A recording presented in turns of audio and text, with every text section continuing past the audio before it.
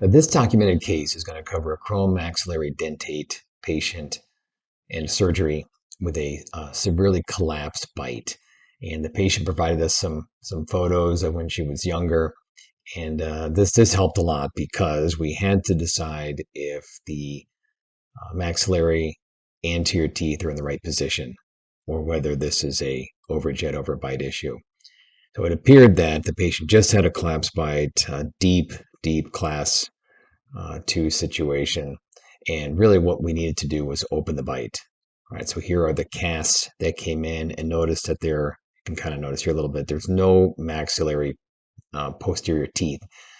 So yes, there's a habitual bite, but it's so deep that really don't want to trust just opening the patient up, 7 millimeters on an articulator. So we made a flipper, just a digital flipper, sent it to the doctor, and seated, make sure it was fully seated, and just, general dentistry, make sure that it's not rocking, and then equilibrate, and then send it back with a physical bite. So physically send it back to us. So when we received that, the case is remounted to the new vertical position. Hopefully we've established a nice new VDO, and you can see obviously there's still an overjet situation here, which we are going to fix a little bit, but you don't always want to just make a class 1 when you're only doing one arch. Change class too much, you can get into a little bit of trouble doing that. So here's the new mounted situation. Right, you can see now we've reestablished some space, some vertical. We have our facial analyzer that we use a little bit in the software, and that's where you put the top T on the zenith of the tooth, and then you can measure how much vertical there is. You can take a Shimbashi measurement essentially. All right, it's a nice little tool we use in the software. Just to make sure we have enough hopefully proper vertical. Just one of our tests. So what we'll do now is get the case ready for the online meeting. So we will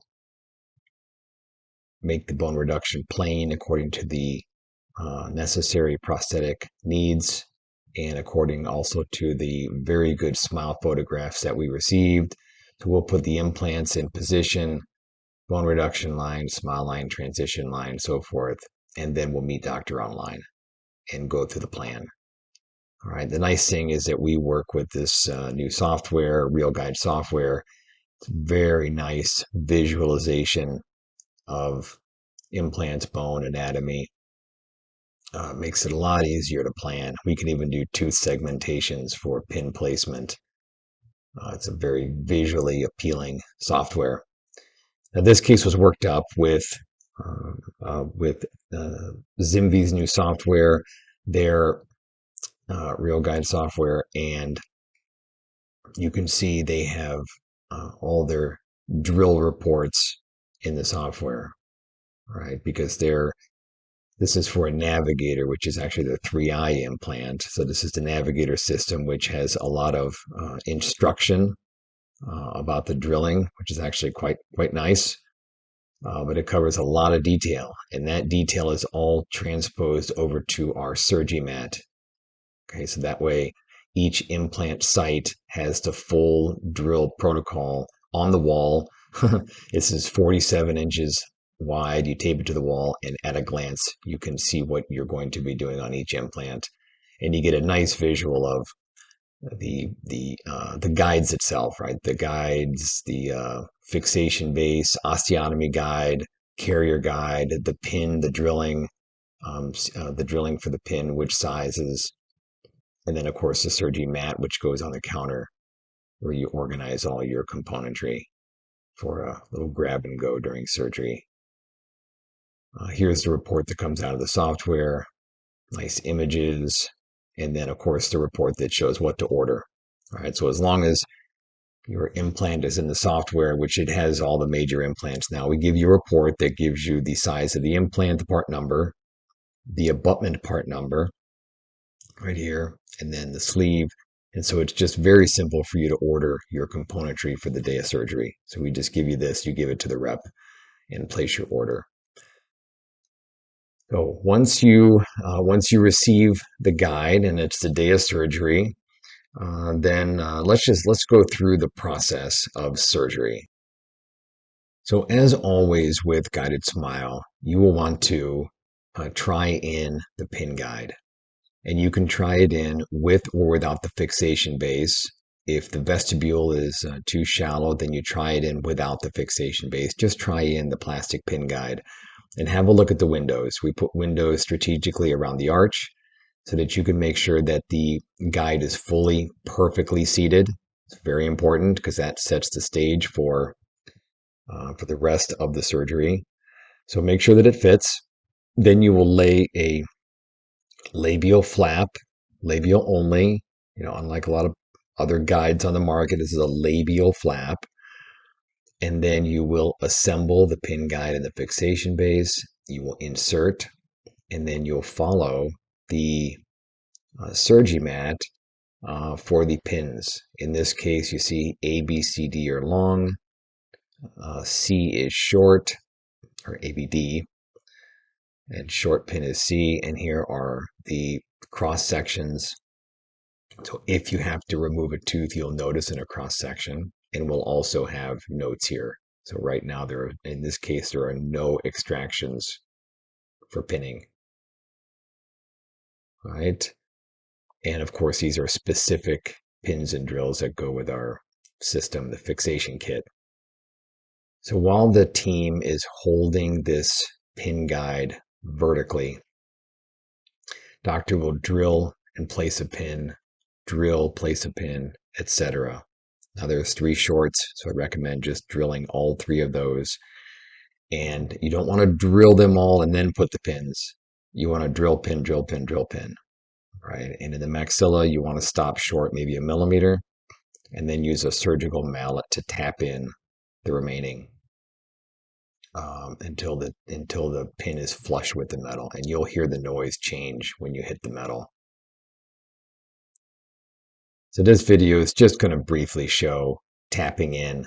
There are some other videos on the site that show a little bit better example of tapping, but essentially this is the mirror handle. You take the mirror off and then it leaves this handle here, and this is a regular surgical mallet with a plastic end, but you can use the metal end or the plastic end.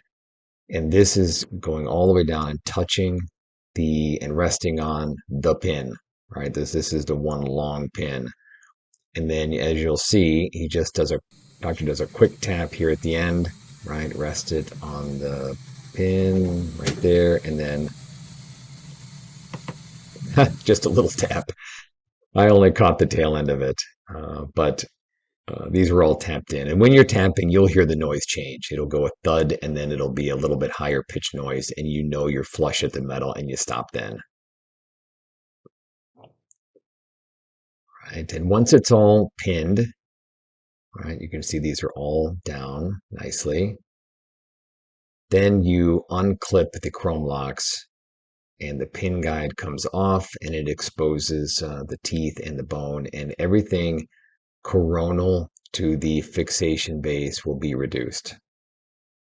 All right, now you can use different instruments for this. We're going to show a piezo, but once the teeth are extracted, then you'll reduce the bone down.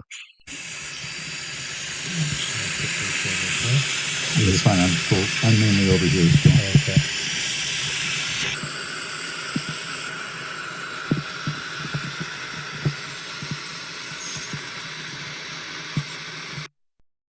All right, so just pick your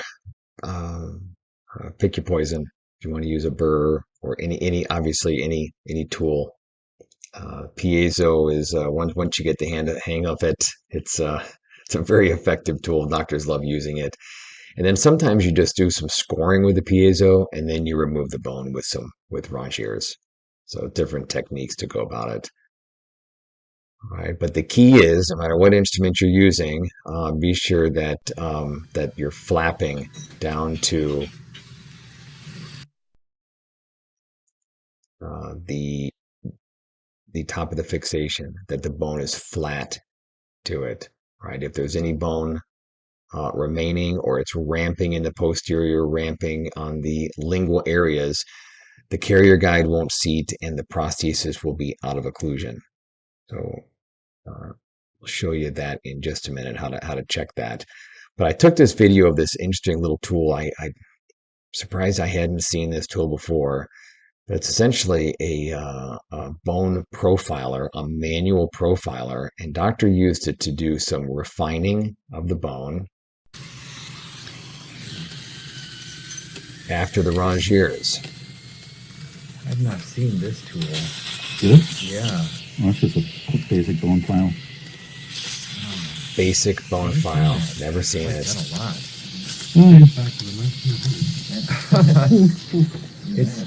It's just so much cleaner than hitting it with a burr and having snow go everywhere. And heat. And heat, right. Yeah. So maybe you heard that in the conversation there, but there's no heat. How nice is that? And you also don't have bone everywhere. So it's just a very clean finishing way. And he even rounded off the edges a little bit, the sharp spurs around the edges, right? Because you always have sharp edges. Well, this really smoothed them out easily. So once it's flat, once the bone is flat and you can see it visually, then you will, forgive me, then you will seat, I'm going to get a little ahead here, but you'll seat the carrier guide. And as long as the carrier guide will passively clip into the fixation base and it doesn't have to be forced in, then you know you've reduced enough bone. If it's being held up, it's being held up by tissue or bone. And just do a little bit of analysis to see if you can figure out which it is, and then just adjust accordingly, right? Either reflect or adjust. All right, so once the bone is reduced, then you'll go to implant drilling. And of course, on the surgery mat, we have each one of the sites. Here's site 3. There's the implant size. You can get cross sections here just to know where you are in space in the bone. And then the full drill sequence. Most are obviously not this involved. Most of them just say, use this drill. But this is the Navigator kit, so it gives you a lot of instruction. And then you'll notice on this case that these are all straight multi-unit abutments, right? There's no nubs. There's no angulation. All right, so that'll make that part of the surgery go very quickly.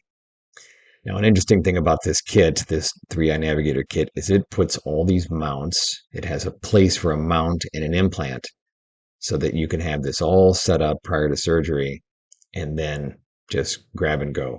Grab an implant and drive it in. Now, the other nice thing about this system and Nobel, and I suppose any really, if you buy multiple mounts, you can leave them in the osteotomy guide.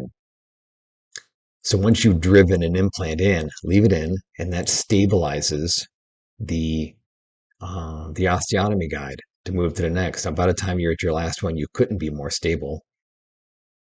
All right, so it's a really nice technique for maintaining stability while you're placing. All right, so doctor got to torque out with the handpiece. And then, actually, I think he went all the way to depth. Yeah, all the way into depth with the handpiece instead of a hand driver. Okay. Then once the implants are in, doctor confirmed the indexing. Now, with Navigator, there are little slots in their sleeves, and you can line that up with the mount. Now, even though these are all straights, doctors still line them up. And that's a good idea, because if you ever have to come back and put angled abutments in, it's nice to have them angled in a certain direction, right? As opposed to mesial distal, they'll be buccal lingual, labial lingual, right? In case you have to add an angle in later. So it's still good to index even when you're on straights. The placement was very precise, as you can imagine, based on a very accurate navigator kit and adding the multiple mounts in at the same time. So the first set of temp cylinders are in, and at this point you can have a look at the SurgiMat and the carrier guide, and you can see if there are any issues with, normally on angled, this is where you'd want to look, but these are all straight, so you can see that the trajectory of the temp cylinders are the same as what the plan is, and of course they are because they're straight, right? So not much checking needed on a case when they're all straight. The next step is to place the carrier guide, and then you add the gaskets. Okay, and then in this situation, we cut the blue plugs a little bit short because we had trimmed down some of the temp cylinders, right? We did it so that we didn't have to worry about so much divergency, right? So if you trim them down a little bit, then the plugs are going to bottom out on the screws. So we end up trimming them a little bit short. Just a little trick.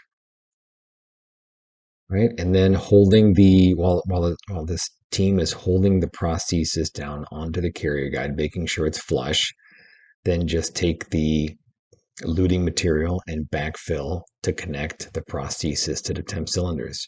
Now this is Stellar, which is a dual cure, but the light cure only takes about 20 seconds. And you want to make sure that you capture the prosthesis or capture the temp cylinders 360, right? You want to make sure that you have them connected, luted to the prosthesis, but be careful not to be too generous with the material because someone is going to have to adjust all this away, right? So it's better just to bury the tip inside. We actually send little micro tips now. Leave the material down inside and then build up outside the mouth, where it's much easier to control the amount of flow. And then here you can see all hands on deck getting the case done. Now, this case was planned and executed perfectly. Everything's in the right position. It made cleaning up the prosthesis very simple. End up doing a C2F conversion on this. Right, look how beautiful that is for delivery.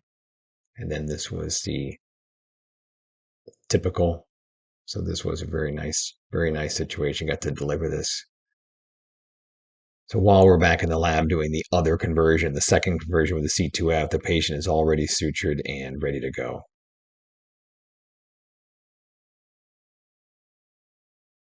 There you go.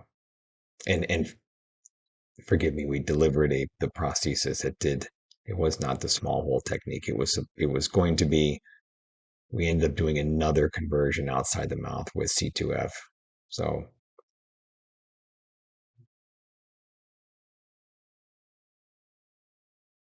thank you very much for watching this documentation of a single arch maxillary dentate case.